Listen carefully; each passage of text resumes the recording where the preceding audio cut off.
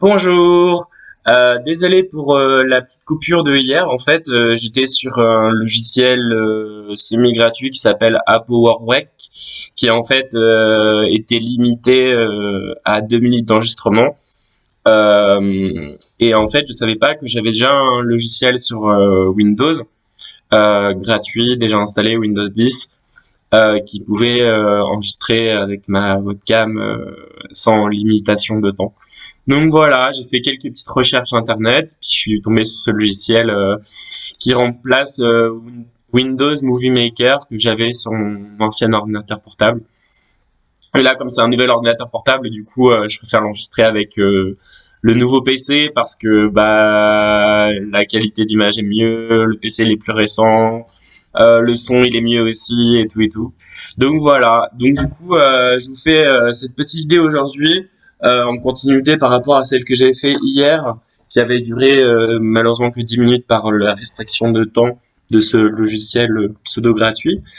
Où il fallait payer pour pouvoir enregistrer plus longtemps que 2 minutes. Euh, donc j'ai voilà remercié Darkos hier pour ce formidable coup de projecteur qu'il m'a fait, ses discours si élogieux sur moi, sur ma vidéo, et ça me fait plaisir et je suis vraiment désolé d'avoir attendu aussi longtemps pour continuer à faire des vidéos sur YouTube. Comme je l'ai dit hier, peut-être que ça va faire aucune vue, mais parce que je m'y suis pris trop tard, ça fait 2 mois maintenant, ça fait un peu long.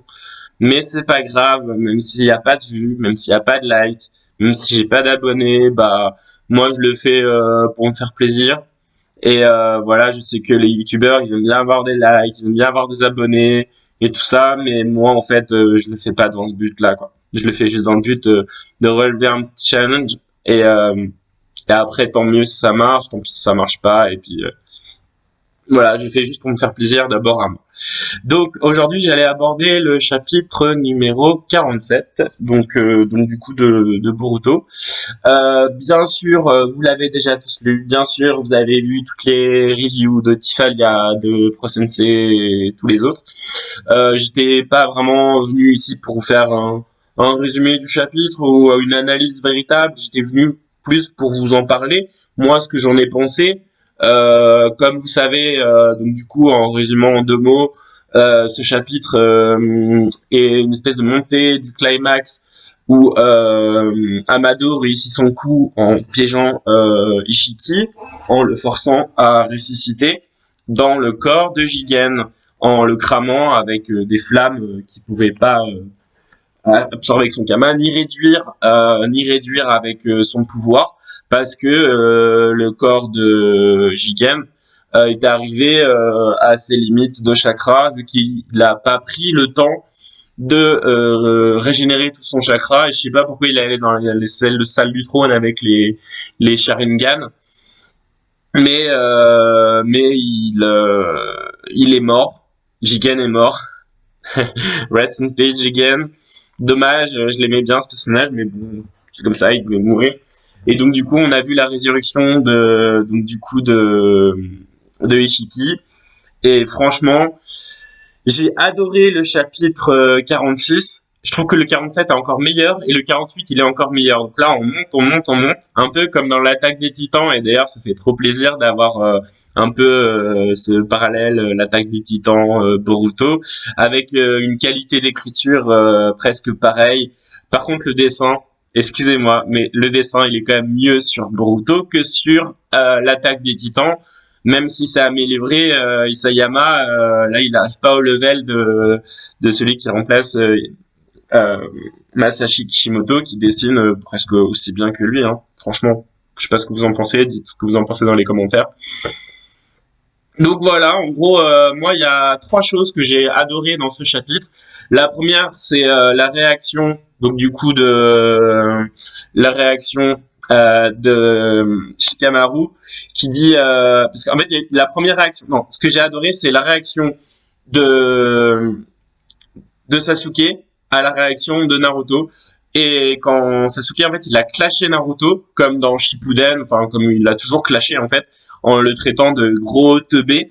parce qu'il avait rien compris à ce qu'a dit Amado, et lui, comme Sasuke, il est hyper perspicace, et ben il a fait une remarque pertinente en mode espèce de débile, Naruto, t'as rien compris. Tant que un Otsutsuki a posé des kamas sur des humains, il peut ressusciter autant de fois qu'il veut. Donc c'est pas parce que Jigen va mourir que Ishiki va mourir et que c'était cette façon-là en fait si facile pour tuer un Otsutsuki en fait. Et du coup voilà, Sasuke remet Naruto à sa place et ça fait plaisir. Et donc du coup Amado confirme en disant oui en effet même si Jigen il crève bah de toute façon Ishiki pourra rester. Après il y a Shikamaru qui réagit en mode espèce de but en fait t'es en train de nous la mettre à l'envers parce qu'en fait tu sais très bien que Ishiki pouvait aller comme il y a le Kama sur Jigen et sur Kawaki bah Ishiki il pourrait aller directement réincarner dans Kawaki et puis là c'est fini c'est mort voilà et tu nous l'as fait à l'envers en faisant en mode agent double et là il y a Kawaki qui pète un plomb en mode ouais il s'est foutu de notre gueule il rentre et là cette scène elle est trop stylée quand t'as Sasuke qui sort son épée bam et il coupe le bras de Kawaki et ça m'a fait spécialement plaisir parce que je trouve que Kawaki est le pendant le pendant ouais de Sasuke. Et du coup de voir cette confrontation Sasuke Kawaki avec Sasuke qui lui coupe le bras et ça j'ai trop kiffé quoi. Franchement, ça m'a trop fait plaisir parce que il y a jamais eu vraiment d'interaction entre Kawaki et Sasuke. Et là il y a une interaction, il y a Sasuke qui regarde Kawaki comme ça et franchement mais ça m'a tellement fait plaisir et ça j'ai trouvé trop stylé. Ah là là, je suis vraiment très content de cette suite de Boruto. Et voilà, et ça m'a fait plaisir. Après, bon bah voilà, blablabla, Amado, le Kama qui s'en va, nanana, bla, on s'en bat les couilles. Donc du coup, on voit la résurrection donc du coup de Ishiki, on voit le design, le caractère design d'Ishiki, qui est stylé. Il est stylé, mais j'ai quand même une petite préférence pour Jigen, parce que Jigen, le caractère design, il était bien sympa. Et donc du coup, la troisième chose que j'ai vraiment beaucoup aimé dans ce chapitre 47, c'est la pupille de Ishiki, l'espèce de pupille à 8 branches, qui en fait brise du coup le masque de... Je vais y arriver. Le match de Kashin Koji. Donc du coup, révélation que Kashin Koji est bien le clone, en fait, que tout le monde avait compris depuis Mastan, le clone de Jiraiya. Et donc du coup, là, c'est ce que j'ai aimé. C'est, je l'ai sur mon téléphone du coup, quand Ishiki dit les gènes des hommes ont tous une destinée. Et Jiraiya est un homme qui avait une puissante destinée. Il portait en lui l'étoile du changement. Et bah ça, franchement, l'étoile du changement, c'est putain de badass. Et je sais pas ce que c'est, parce qu'en fait, je crois que dans Naruto, il parle pas de l'étoile du changement. Jusqu'à on n'était pas au courant de cette histoire de l'étoile du changement.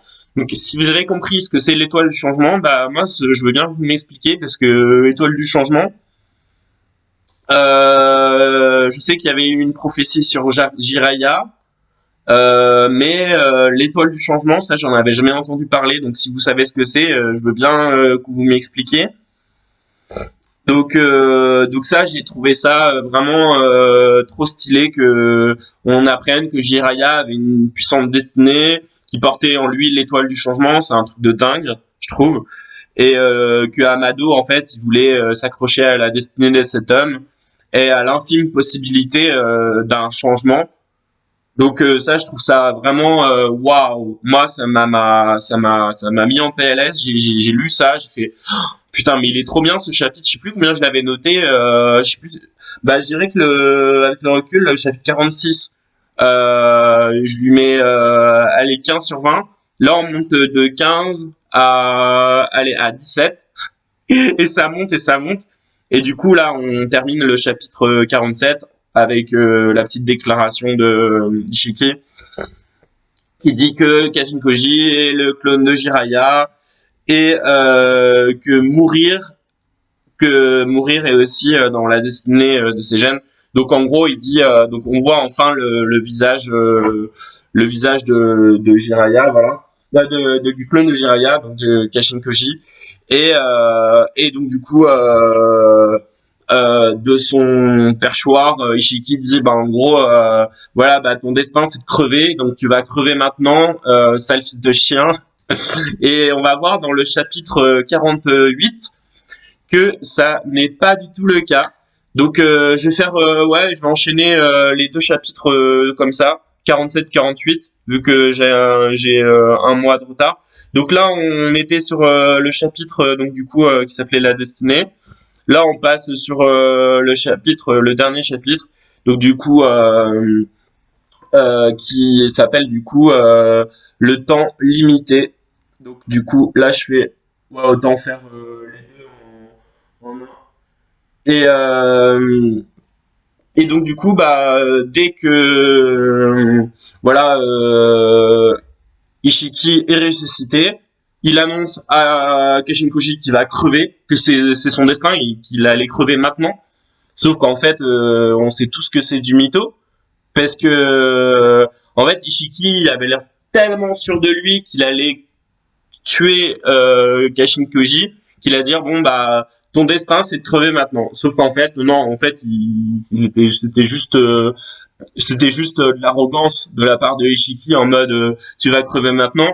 On pensait tous aussi que Kashin Koji allait mourir maintenant parce que comme c'est le clone de Jiraiya et que Naruto avait dit à Amado mais en fait tu l'as envoyé à la mort comme ça, pourquoi tu espèce de fils de pute tu l'as envoyé comme ça, elle est crevée. Et Amado qui lui répond ouais bah écoute moi je l'ai envoyé comme ça pour l'obliger à faire sortir Ishiki, parce que en faisant sortir Ishiki, en le faisant ressusciter, bah du coup il devient tuable. Et c'était ça qu'il avait dit dans le chapitre 46. Voici, je vais vous donner la seule façon de tuer un Otsutsuki. C'est pour le tuer, il faut donc du coup le faire ressusciter une fois. Du coup, tous les kamas qu'il a posés, nada, il y a plus de kamas. Et donc du coup, en fait, le dieu immortel Otsutsuki, et ben en fait, il devient mortel. Et là, on peut le tuer. Voilà. Donc ouais, ça j'avais oublié de le dire, mais comme je fais les deux chapitres en un, voilà. Et donc du coup là en fait bah bien sûr que Kashin Koji il le savait pas du tout, hein. Amado lui a pas dit que il avait une chance quelconque de vaincre Ishiki. Il lui a dit vas-y va attaque Ishiki, je t'ai créé pour tuer Ishiki, tu vas réussir à le tuer. Alors qu'en réalité Amado il sait très bien que Kashin Koji il a aucune chance face à Ishiki, mais malgré cette impossibilité de tuer Ishiki, c'est pas pour autant on aurait pu penser que Kashin Koji allait se faire tuer vu qu'il est pas de taille, mais en fait il y avait une troisième solution. Soit il était enfin soit il pouvait le tuer et voilà il tue Kashin, soit il peut pas le tuer et il meurt. Enfin, soit Ishiki euh, est tué par Kashin Koji, soit Kashin Koji soit Ishiki tue Kashin Koji, ou soit il y avait une troisième possibilité, ça on n'y a pas pensé parce qu'on n'est peut-être pas aussi intelligent que Sasuke, ou soit en fait Kashin Koji fuit avant de mourir, et c'est ce qui s'est passé. Il s'est barré en fait avec son invocation du crapaud il a fui quoi, il a fui le combat. Parce qu'un combat, c'est pas la mort soit de l'un ou de l'autre. Le mec, avant de mourir, il peut très bien s'échapper, fuir le combat pour ne pas mourir. Et c'est ce qui s'est passé. Donc du coup là, on passe sur le chapitre 48, qui s'appelle Le Temps Limite, je crois. Et là, par contre, on est passé du 15 à 17, et là on passe peut-être du 17 à 18 ou à 19 sur 20. parce que là, on a vraiment le combat Kashin Koji Ishiki. Et là, c'est ultra badass. Je veux dire, là, on arrive dans le vif du sujet. Ça percute. Il y a Kashin Koji, il envoie des boules de feu sur Ishiki. Ishiki s'en bat les couilles. Il réduit instantanément parce que là, il est en full puissance. Et donc du coup, Kashin Koji, il sort la crinière du lion, enfin la fameuse la crinière du lion, ou la fameuse le fameux jutsu de Jiraiya. Il essaye d'éclater Ishiki, mais Ishiki il s'en bat les couilles. Il rappe ici et il se pose sur donc du coup l'épaule de Kashin Koji en lui disant de toute façon quoi que tu fasses tu ne vaincras pas, quoi, t'es pas de taille. Et donc du coup Kashin Koji il a un petit peu les boules. Il est un petit peu vénère quand même. Il est en mode merde, je suis dans la merde, qu'est-ce que je vais faire pour le tuer? Et puis il y a donc du coup Ishiki qui dit voilà, je suis super puissant, mais comme je suis super puissant, le corps de Jigen en fait il va pas pouvoir, voilà, c'est pour ça que ça s'appelle le temps limité, parce que il a Ashiki en fait a un temps limité de survie dans le corps de Jigen. Donc ça veut dire à peu près 3 jours maximum, hein. Donc ça c'est le titre du chapitre. Donc du coup il a dit que pendant ces 3 jours il allait forcément chercher Kawaki, lui reposer le Kama dans la main, je crois, pour pouvoir redevenir immortel et résister une deuxième fois. Et je pense que c'est ce qui va se passer, parce que à la fin du 47, ouais, c'est ça, à la fin du 47, comme le temps d'Ishiki il est limité à 3 jours, Ishiki, voilà, il réussit un peu à, enfin, pseudo-vaincre Kashin Koji. Kashin Koji, il se casse avec son invocation du crapaud. Il fuit le combat et du coup, Ishiki, en fait, il peut se téléporter où il veut, quand il veut. Donc, il se téléporte à Konoha. Et le chapitre se termine comme ça, avec Ishiki qui arrive au-dessus de Konoha, et Konoha en fait le détecte direct, dit voilà, ça y est, Ishiki il est là, il est face à Konoha, au-dessus de Konoha, et il y a Naruto qui dit en mode ah merde, fais chier, je pensais pas qu'il allait arriver aussi vite. Et ouais ma gueule, il est déjà là, Ishiki il est chaud bouillant. Et moi du coup je pense que Naruto et Sasuke vont mourir, parce que rappelez-vous, la première image qu'on a vue de Boruto, c'est la confrontation entre Kawaki et Boruto. Et Kawaki qui dit à Boruto, tu vas rejoindre le 7e au paradis, enfin ou en enfer, je sais pas, ou dans l'au-delà, quoi.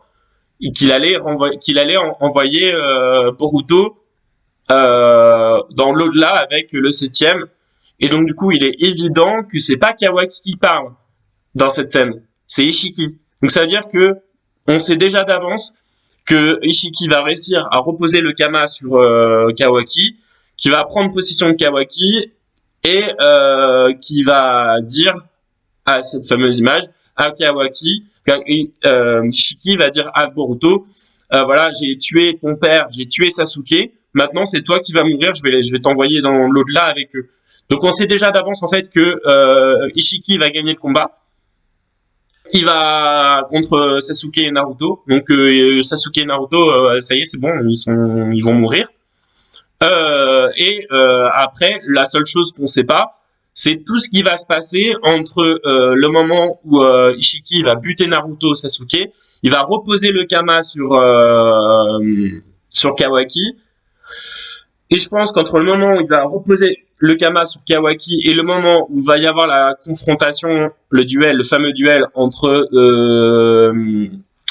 Naruto et Kawaki, qui va quand même se passer quelque chose. Parce que si la fameuse image où on voit Kawaki et Naruto en duel, Boruto en duel, genre dans le chapitre prochain ou presque le prochain, ça veut dire que là, en fait, on est déjà arrivé à la fin du manga. À moins que, lors de l'affrontement Kawaki, enfin, Ishiki Boruto, que après cette image qu'on nous a révélée dès le début du manga, est-ce que ça va continuer encore? Est-ce que cette image c'est la fin du manga ou est-ce que c'est juste une image comme ça en cours du manga et que après cette image il va se passer encore des trucs?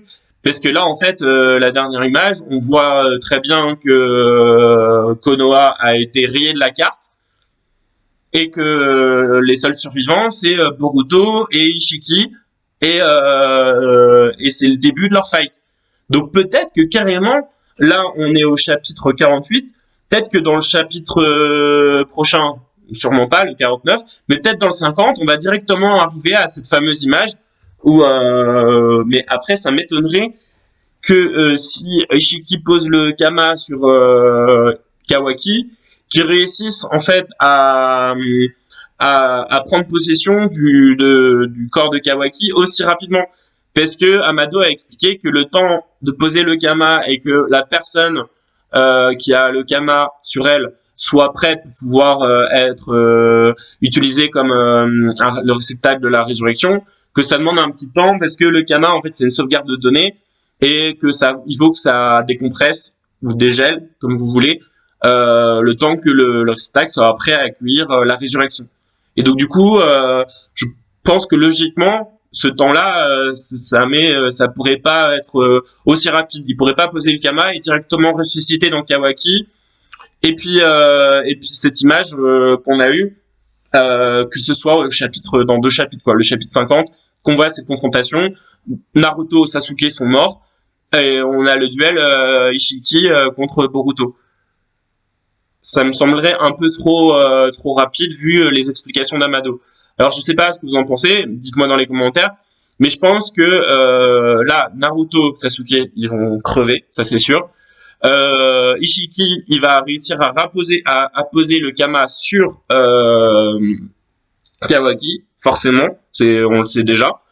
Et après, la vraie question, c'est de savoir qu'est-ce qui va se passer entre ce moment-là où Ishiki va vaincre Sasuke et Naruto, poser le Kama sur Kawaki, et le moment où il y a ce fameux duel entre Ishiki et Naruto, où Ishiki dit à Boruto, désolé, qui va rejoindre son père dans l'au-delà, qui va le tuer, enfin le crever, et que voilà. Donc moi je me pose toutes ces questions de qu'est-ce qui va se passer entre maintenant, où on sait l'issue du duel, que Naruto et Sasuke là ils vont mourir, que Ishiki va remettre le Kama sur Kawaki et le moment où il y aura ce fameux affrontement Boruto Kawaki versus Ishiki. Moi c'est ça que je suis curieux de savoir de comment ça va se passer là dans les prochains chapitres c'est, je pense, assez difficile d'émettre des hypothèses, des théories sur qu'est-ce qui va se passer entre le prochain chapitre et puis la fameuse scène qu'on a tous vue au début là, qui nous explique que Ishiki a réussi à prendre possession de Kawaki et qu'il s'apprête à tuer Boruto. Mais je pense quand même que cette scène là, on les a vus tous les deux sur Konoha qui est détruite. Je pense pas que ça arriverait, j'espère que ça n'arrivera pas au chapitre 50 ou 51, que ce sera pas dans 2, 3, 4 chapitres. Et ça veut dire que si on en arrive directement là, c'est-à-dire que le manga il est pratiquement terminé, parce que là il va y avoir le duel entre les deux, et après qu'est-ce qui va se passer? Est-ce que le manga va se terminer peu de chapitres après ce duel final? Est-ce que le manga est déjà terminé? Moi, c'est ça mes inquiétudes. Voilà, c'est ça mes inquiétudes par rapport à la suite. Et j'espère que, parce que là, on est que au chapitre 47. Si le manga il est presque terminé, bah, ce serait un peu décevant parce que là, on arrive à des niveaux stratosphériques. Le manga il est génial. On est tous hypés et on n'aimerait pas, je pense, que ça se termine aussi rapidement. Donc voilà sur ce que j'en ai pensé. Après, pour terminer, voilà, de vous dire deux trois mots sur le chapitre 48. J'ai beaucoup aimé la façon de parler de Ishiki, qui insulte Kashin Koji de pitoyable bouffon, qui insulte Amado de blaireau. Enfin, le mec là, il a vraiment une grande gueule, tu vois. Il est vraiment ouais comme un dieu quoi, qui considère les humains comme des sous-merdes, des moins que rien. Et le côté très méprisant et tout ça, pitoyable bouffon, sale blaireau, enfin là, c'est toute cette vulgarité. Franchement, j'aime bien. Le design, donc du coup le design de Ishiki, je l'aime bien aussi. Franchement, il est stylé. Le design de Kashin Koji en mode ermite, il est vraiment génial. J'adore la planche où on voit Kashin Koji avec sa cape là en mode wow, je vais te défoncer sale fils de pute. Franchement, j'ai trop kiffé. C'est vraiment là on arrive à des dessins qui sont vraiment magnifiques, trop stylés, la masterclass comme disent certains. Donc ouais, c'est Boruto, c'est de mieux en mieux. Voilà, après voilà, j'ai pas trop grand-chose d'autre à dire à part que bah voilà que Amado, il a eu son espèce de contrat de protection, d'asile en mode c'est bon, c'est OK, il est citoyen de Konoha, protégé par Konoha, il doit rester à l'intérieur des murs. Il va coopérer avec l'autre scientifique là, je sais plus comment il s'appelle, dans le laboratoire. Donc du coup, il va aider le mec dans ce laboratoire. Donc voilà. Et que voilà quoi. Je pense que j'ai à peu près tout dit. Euh, ouais, Amado qui dit à Sasuke et à Naruto qu'il faut qu'il protège Kawaki. Ah oui, le dessin de Sai, quand il y a Shikamaru qui lui dit ça, il fait le nécessaire. Bon, il est dégueulasse, hein, le dessin avec le gros épi derrière. Là, par contre, il s'est chié dessus, le dessinateur, Sai, il a vraiment mal dessiné. C'est le character design de Sai, je sais pas, il y a un problème. Tout est parfait à part Sai. Donc voilà. Et puis voilà, je sais pas. Euh, Boruto qui dit ouais je veux vous aider à vaincre Ishiki, et puis Naruto qui dit non laisse tomber t'es pas de taille nanana, puis Boruto qui dit mais comment vous allez le faire pour le vaincre alors que quand il était sous Jigen vous êtes fait rétamer donc vous avez aucune chance contre lui. En soi Boruto il a raison parce que moi je suis presque certain que Sasuke et Naruto là ils vont crever, enfin je sais pas ce que vous en pensez, dites-le moi dans les commentaires. Voilà, Keshin Koji trop stylé là avec sa cape en mode ermite là, franchement j'ai trop kiffé. Le ton ultra méprisant de Keshin Koji, la scène de combat entre Keshin Koji et Ishiki, elle est trop stylée avec bah, la grosse boule de feu là, 4 tonnes des familles. Mais ce combat entre Ishiki et Kashin Koji, mais il est vraiment excellent quoi. J'en ai parlé dans le chapitre 46 que j'aimais bien les postures et tout ça, comment ils étaient mis en scène. Là, on a atteint un level vraiment énorme de fight en fait, de beauté du combat, et ça c'est génial parce que c'est après c'est vrai que je lis pas, en fait moi je lis que Boruto et l'attaque des Titans, donc en soi je sais pas comment ils sont les autres shonen, mais je trouve que dans Boruto les scènes de combat elles sont vraiment, je trouve, stylées quoi, comment ils sont, les coups, les postures, enfin franchement c'est tellement stylé quand Kashin Koji il fait Senpo Gokaishi, l'éventail des 5 feux sacrés comme ça avec sa cape comme ça. Wow, c'est trop stylé, j'adore. Enfin, c'est vraiment magnifique. Et quand il essaye donc du coup de prendre Ishiki entre les flammes et le Rasengan, le méga Rasengan, donc c'est trop stylé là. Enfin, franchement, cette scène de combat, elle est énorme. Là, je pense on peut difficile. Depuis le début du manga, en fait, là, on atteint des niveaux de fou en termes de combat. Là, ça m'a régalé ce chapitre. Là, ça vaut 18. Moi, je lui mets un 18 sur 20. Et mention spéciale aussi pour le dojutsu de Ishiki, quand la pupille s'ouvre et que du coup, ça s'appelle comment déjà, parce que je suis en train de regarder en même temps. Euh, ouais, la pupille s'ouvre et qui rétame Kashin Koji avec les piliers.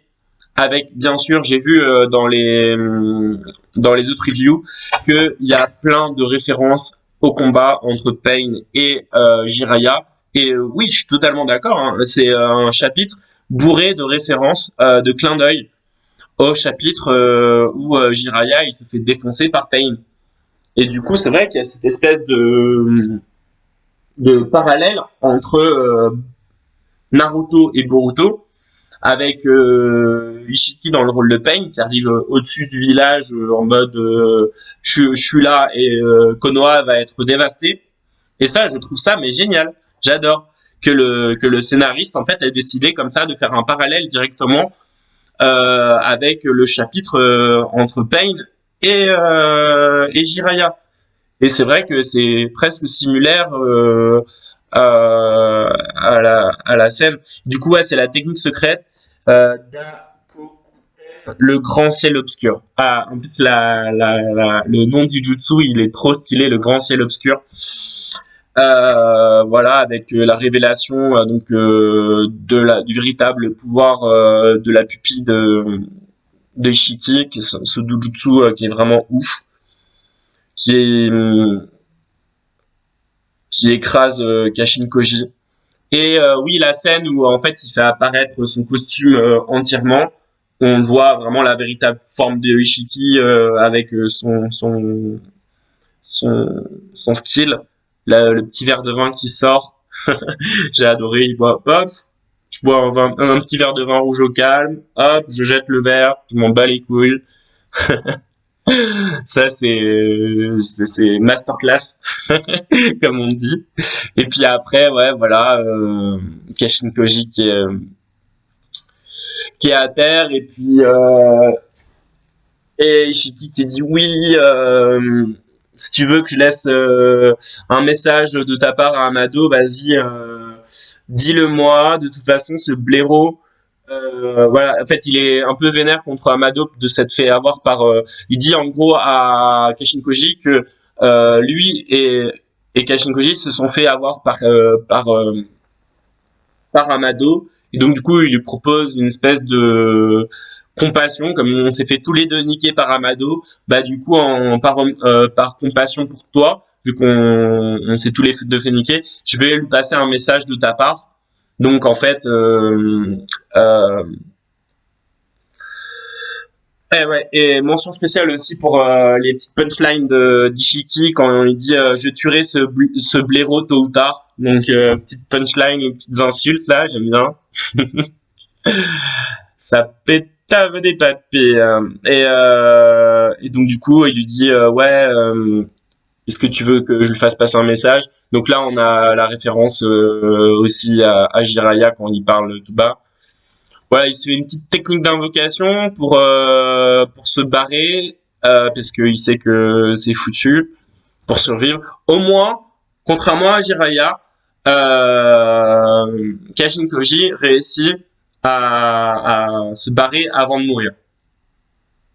Donc au moins, là c'est peut-être la seule différence. C'est au moment où en fait que Jiraiya il crève alors que Kashin Koji il arrive à se casser, à s'enfuir avec cette technique d'invocation. Pourquoi Jiraiya n'a pas fait la même chose pour survivre? Bah parce que sûrement voilà, il devait mourir Jiraiya et voilà, j'ai bien aimé aussi, je sais pas si ça a été dit par les youtubeurs, le crapaud qu'a invoqué Kashin Koji, je sais pas comment il s'appelle, mais en fait, le crapaud regarde Ishiki, le fixe du regard, et ça, franchement, il y a un espèce de d'échange de regard entre le crapaud et Ishiki, en mode cow-boy, en mode je te regarde dans les yeux. Et ça, je sais pas ce qu'on peut, ce crapaud, je le connais pas, et je sais pas ce qu'on peut déduire d'ailleurs derrière cet échange de regards, ce duel de regards entre Ishiki et le crapaud. Franchement, je pense qu'il y a une signification. S'il se regarde comme ça en chien de faïence, comme ça, je pense que quelque chose derrière ce regard, il y a certainement une raison à ce duel de regard. Je sais pas lequel. Peut-être qu'on nous expliquera plus tard pourquoi le crapaud il a regardé Ishiki de cette façon-là. Ou peut-être que ça, on s'en bat les couilles, mais je sais pas. Moi, j'ai bien aimé cette espèce de duel de regard entre le crapaud et Ishiki. Euh, voilà, peut-être que c'est qu'un détail ou pas, je sais pas. Et donc du coup, ouais. Et puis après, Ishiki qui encore insulte, fait des insultes de Kashin Koji. Ce chien errant n'a plus d'objectif, annoncer sa mort à Amado, peu importe, anyway, je m'en bats les couilles, moi j'ai pas le temps. Ça c'est spécial dédicace à Pro Sensei, ouais, moi j'ai pas le temps, moi j'ai un gros parchemin. Voilà, et ouais, le mec, comme dit Pro Sensei, ouais, Shiki il a pas le temps, il a 3 jours. Donc du coup, il se téléporte directement à Konoha. Et puis voilà, et puis Sasuke dit qu'il est prêt à mourir, donc il va certainement mourir, je pense. Dites-moi si vous pensez que Sasuke et Naruto vont mourir dans le prochain chapitre ou prochainement. Moi, je pense qu'ils vont mourir. L'image en fait d'Ishiki au-dessus de Konoha, elle est trop stylée. Le plan, franchement, les dessins sont magnifiques, hein. Franchement, spéciale mention à la page, si vous voulez regarder, c'est la page numéro 40. La page numéro 40. Je trouve cette page c'est la plus belle page. Et si vous voulez dans les commentaires dire laquelle des pages vous avez trouvé la plus belle, moi c'est la page 40. Et voilà, ça se termine comme ça avec attaque foudroyante d'Ishiki, Otsutsuki, Boruto se prépare mentalement, quel sera le destin de Kamaki, et ça se termine comme ça. Donc, un peu froid le café. Donc voilà, j'ai fait une vidéo de une demi-heure quand même pour les 2 chapitres. Donc maintenant, je vais la uploader sur YouTube. Et puis, on verra bien si ça fera des vues. Si ça fait pas de vues, bah c'est pas grave, tant pis, hein. Moi voilà, je vous ai dit toutes mes hypothèses. Là, je pense qu'on atteint le climax avec l'arrivée de Ishiki sur Konoha, et donc du coup le prochain duel entre Ishiki, Naruto et Sasuke qui va envoyer du lourd, et du coup grosse hype. Avec donc du coup les chapitres, je regarde à quelle date, je sais plus, je confonds toujours avec Shingeki no Kyojin qui arrive le 21. Ouais, donc du coup là c'était le 21 juillet, donc le 21 août. Ouais, c'est ça, le 21 août, donc dans un mois. Voilà. Et sinon, ouais. Si vous avez remarqué, mais j'ai renommé ma chaîne Antoine Gamer au lieu d'Antoine Bouvier qui est mon nom de famille. Tout simplement parce que j'ai voulu devenir un youtubeur un peu mieux. Enfin, j'ai voulu me youtuberiser. Voilà, d'où maintenant je filme avec mon ordinateur. Voilà, maintenant vous voyez un décor un petit peu plus sympa derrière avec le poster de Zelda Breath of the Wild, Skyrim, Shingeki no Kyojin, Sasuke, le Japon. Donc voilà, du coup ça. Et pourquoi gamer? Parce que j'ai filmé des petites sessions de ma partie sur God of War. Je vais pas forcément faire une chaîne gaming, je pense pas. J'ai mis Antoine Gamer par rapport à une référence directement à Marco Gamer, tout simplement. Voilà, j'ai décidé de garder Antoine parce que j'aime bien mon prénom et j'ai pas forcément envie de mettre un petit surnom genre Tonio Gamer ou Antonio Gamer, je sais pas, Tonio Gamer, je pensais, mais non, mais je mets Antoine comme ça, ce sera plus facile à retrouver, surtout que Darkos m'a fait gentiment une belle publicité. Et du coup, en fait, c'est pas du tout une chaîne gaming. J'ai parlé que de Boruto et de l'attaque des Titans. J'avais prévu une vidéo sur l'attaque des Titans aussi, mais malheureusement, je l'ai faite, mais elle était mal faite. Donc du coup, j'en referai une autre plus tard sur avec mon nouvel ordinateur. Et voilà. Et donc du coup, moi, en fait, bah, mes deux passions dans la vie, c'est les mangas et les jeux vidéo. Donc moi je joue sur PS4 et donc du coup j'ai presque toutes les exclusivités PS4 que je vais vous montrer maintenant. Ce qui m'a donc j'ai la PS4 Pro. Ce qui m'a motivé à l'acheter c'est donc Shadow of Colossus, le remake sur PS4 Pro. Il est vraiment magnifique. Donc voilà. Ensuite, bah, bien sûr comme je vous ai dit God of War qui est à mon sens le plus beau jeu qui a été réalisé jusqu'à présent sur la PS4 parce que vraiment la direction artistique elle est très très belle, c'est de la folie. Vous n'y avez pas joué, je vous le conseille. Après bah, Horizon Zero Dawn hein, forcément grand classique de la PS4 voilà. J'y ai pas vraiment joué des masses mais franchement il est cool. Après bah voilà une petite cap classique aussi. The Last of Us, premier du nom remasterisé, donc classique. Et les deux derniers, donc The Last of Us partie 2, je suis en train de commencer la partie, je suis au tout début. Je vous spoil pas, vous inquiétez pas, mais je suis à Seattle et franchement, j'aime bien le début, mais je pense que ça va être de mieux en mieux au fur et à mesure du jeu. Voilà, en ce moment le jeu. Et là, donc du coup, ma dernière petite pépite, donc Ghost of Tsushima, qui est, je trouve, au niveau de la direction artistique, beaucoup plus jolie que The Last of Us. Voilà, c'est les deux dernières exclusivités de PlayStation. Et voilà, je pense pas que je vais enregistrer, enfin faire du gaming sur Twitch. Je sais pas, peut-être faire du gaming sur Twitch comme Pro Sensei, mais c'est pas dans mes priorités, on va dire. Peut-être qu'un jour j'en le ferai, mais là je voudrais juste parler de manga. Et ma vidéo est assez longue comme ça. Voilà, je vous ai tout dit sur ce que je pensais donc de ces deux chapitres de Boruto 47 et 48. Franchement, je trouve que Boruto c'est de mieux en mieux.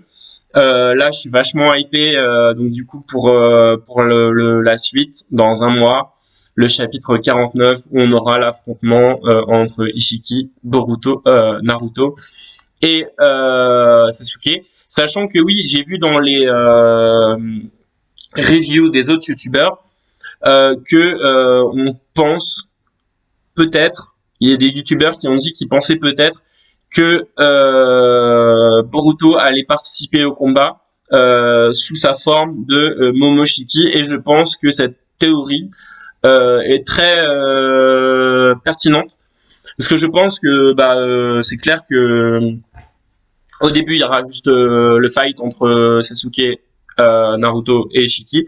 Mais au bout d'un moment, je suis sûr que Boruto va pas rester inactif parce que c'est son manga à lui, hein, c'est Boruto, et que Boruto en fait va passer à l'attaque, mais sous la forme de Momoshiki. Et là, du coup, ça pourrait être super sympa parce que en fait, on connaît pas du tout le rapport entre la relation entre Ishiki et Momoshiki. On n'en sait rien. S'ils se sont connus, est-ce que s'ils se connaissaient, s'ils étaient en bon terme ou pas en bon terme. Voilà, moi je suis impatient d'avoir des révélations sur dans quel rapport était Ishiki, Momoshiki. On sait qu'entre Ishiki et Kaguya, ça se passait mal parce que bah Kaguya elle a un peu buté Ishiki. Mais on connaît pas le rapport entre Kaguya et Momoshiki. On sait pas les Otsutsuki comment ils s'entendent entre eux ou quoi. Et peut-être que là on aura un truc, un fight Momoshiki vs Ishiki. Je pense que les Otsutsuki, je crois qu'ils sont pas potes entre eux, hein. À part l'autre, je sais plus, la Kinshiki et Momoshiki qui étaient potes. Et sinon, les autres, en fait, à mon avis, c'est des extraterrestres, là. À mon avis, ils doivent être tous perso et les uns contre les autres, même si on a vu dans le fameux machin temple dimensionnel que les Otsutsuki arrivaient toujours par duo, par binôme sur la Terre, et que Ishiki est arrivé avec Kaguya. Enfin voilà. Donc du coup, j'espère avoir plus de révélations sur le rapport surtout entre Momoshiki et Ishiki, savoir quel genre de relation ils avaient entre eux. Est-ce qu'ils sont plutôt potes ou pas du tout potes? Voilà, bah voilà. Et oui, un truc important que je voulais vous dire. Ma vidéo fait trop long. Moi, je vis à Montpellier, du coup, et hier, j'étais dans le bus et il y a un truc qui m'a fait ultra plaisir. J'ai vu des jeunes, là, à mon avis des collégiens, ils devaient avoir, je sais pas, 11 ans, 14 ans, par là, dans ces eaux-là. Je les ai entendus parler, donc du coup, du chapitre là qui vient de tomber, le chapitre 48.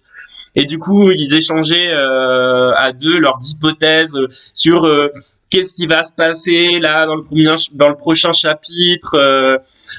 Et du coup, il parlait en fait comme à l'époque où moi j'étais sur le forum de Capitaine Naruto, où on communiquait entre nous en formulant des hypothèses, des théories, en mode ouais, moi je pense que ça va se passer comme ça, moi je crois que ça va se passer comme ça, et ça, mais ça fait tellement plaisir qu'il y ait un espèce de renouveau comme ça avec les ados en fait qui théorisent sur comment ça va se passer après, est-ce que Naruto il va mourir, est-ce que Sasuke il va mourir, et le fait de voir des petits hauts comme ça, parce que moi j'ai 32 ans, et il devait avoir à tout casser 11 ans, 12 ans, et des petits hauts comme ça théorisés sur Boruto en mode oh là là, la grosse hype, c'est trop cool, qu'est-ce que tu penses, comment ça va se passer, tout ça. Moi franchement ça m'a fait trop plaisir, je les ai écoutés parler. Après leurs théories, j'ai essayé de mémoriser, mais j'ai pas bien mémorisé ce qu'ils ont dit, mais ce qu'ils ont dit, c'était vraiment très intéressant. Et du coup, je suis vraiment content d'avoir pu, comment dire, être spectateur de cette conversation entre deux jeunes qui disent ce qu'ils pensent du manga, qui kiffent le manga, qui théorisent sur le manga, et qui est ce renouveau. Franchement, c'est cool. Bon, bah voilà, ça fait 47 minutes. Et bah moi, là, il est bientôt 10 heures du matin. Je vous laisse. Je vous souhaite une bonne journée. Je sais pas comment, comme ça, voilà. Et Date Bayo. Et je vous dis à la prochaine, sûrement pour une petite review sur les chapitres de Shingeki no Kyojin. Allez, ciao ciao.